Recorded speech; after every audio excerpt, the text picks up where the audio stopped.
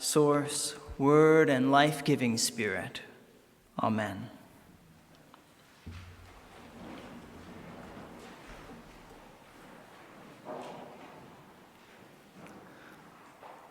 On the feast of St. Francis of Assisi, the Church has begun the tradition of blessing animals. Francis saw in the creatures who lived around him family, and for those of us with a four-legged, feathered, or furry friend at home, we also know how those animals, they are part of our family. How even though we don't speak in barks or meows, chirps, squawks, or squeaks, the animals who live alongside of us have something to tell us about God, something to teach us about our Creator, something to show us about God's love.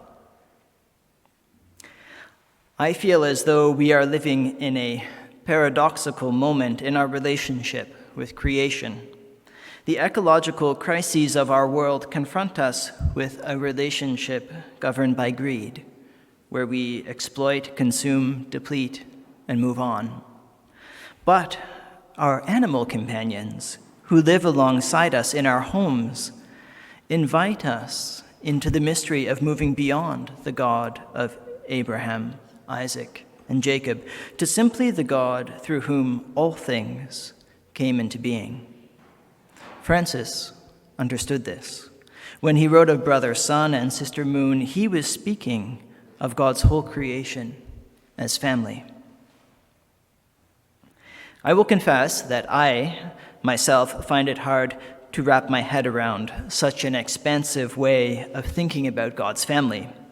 After all, an inspection of my own life places me much more firmly in the category of a creation consumer rather than a creation family member. But perhaps the more helpful way to remember Francis is to step back from the ecological crises of our day and see what we can learn from his life, from his example. To hear his life story and see how it prompts us in our own lives to be inspired. The most important thing to know about Francis is that his character and legacy has, for many centuries, been remembered in the context of poverty, not ecology. Poverty was central to Francis's way of life, and absolute personal and corporate poverty was the essential lifestyle of his followers. But Francis was born a rich man. Son of a wealthy silk merchant, he grew up privileged and spoiled. And we can imagine Francis like the heir apparent of a fashionable clothing store on Queen Street, growing up in a swank Rosedale mansion, feasting in the finest restaurants of our city.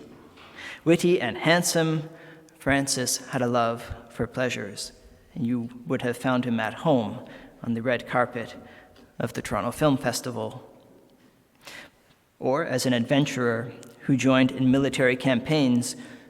You might have found him racing sailboats in the Toronto harbor, or maybe pitching for the Blue Jays in the upcoming playoffs. But then something happened to Francis, a seemingly ordinary encounter with a beggar. Just like if you or I were to be stopped by someone at Yonge and Eglinton who asked, "Can you spare any change?" And astonishingly, Francis, and we're not really sure why, but Francis emptied his pockets, gave the beggar everything: wallet, phone, keys. His friends mocked him. His father was just frankly angry with him. Francis entered a period of self-reflection. He went on pilgrimage. He spent time in lonely places and prayed for spiritual enlightenment. All of these things sound very pious, but I'm not sure if you were to set them out as your life goals in your 20s, if a lot of people would have joined you. Francis had a vision in which God told him, "Go and repair my house, which is in ruins." So, on the sly, he sold a little bit of his father's silk cloth and raised some money for a renovation of the local church. That proved to be the last straw. his father set out to disinherit Francis.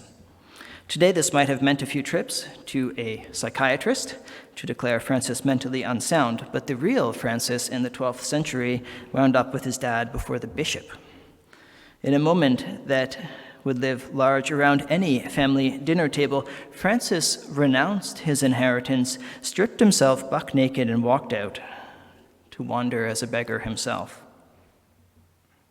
And so Francis began to live in simple huts and care for the lepers of Assisi. He swapped silk for the coarse woolen tunic worn by the peasants, that brown tunic so familiar to us today.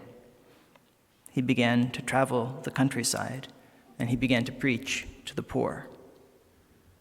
A risky business back then, because you needed to get a license from the bishop, and Francis decided he didn't need one. Francis quickly gathered followers around him, living in deserted ruins.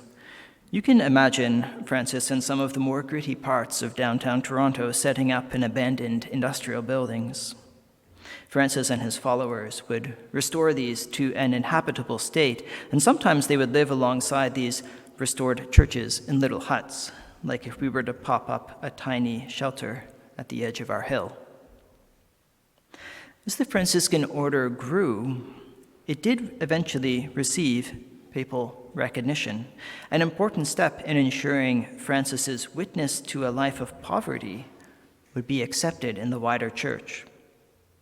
Papal support was not guaranteed. Francis's commitment to poverty was considered unsafe and impractical by some.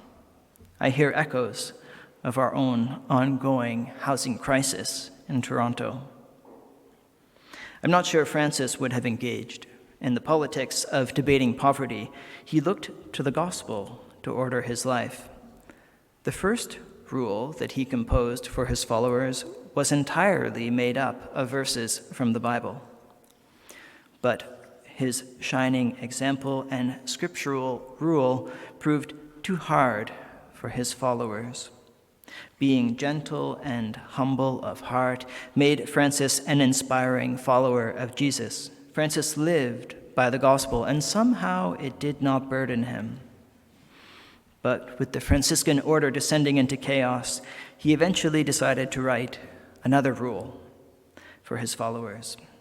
And then he stepped back from public life, back into a life of simplicity and poverty, a life surrounded by God's creation, back to a simple hut alongside a church. Francis saw God reflected in nature, the forests of Assisi, like a mirror for God, his creator. In 1979, when Pope John Paul II made Francis the patron saint of ecology, he said, Francis's love and care for creation was a challenge and a reminder not to behave like dissident predators of nature.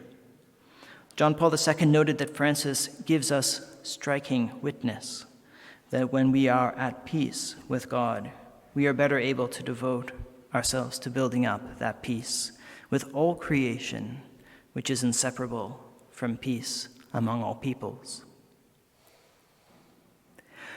I cannot tell if Francis's poverty led to his deep care for creation. I really do believe that living in the forested ruins around Assisi gave him an intuitive sense of the presence of God in nature. The sun shone with the radiance of God. The moon and the stars were the beauty of God. Water was God's purity, fire, God's strength. The earth, what sustains and governs us.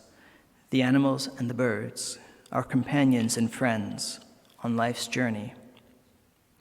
And maybe that is Francis's invitation to us today, to see in creation the trace of our Creator, to recognize in our planet the sustenance of our Creator.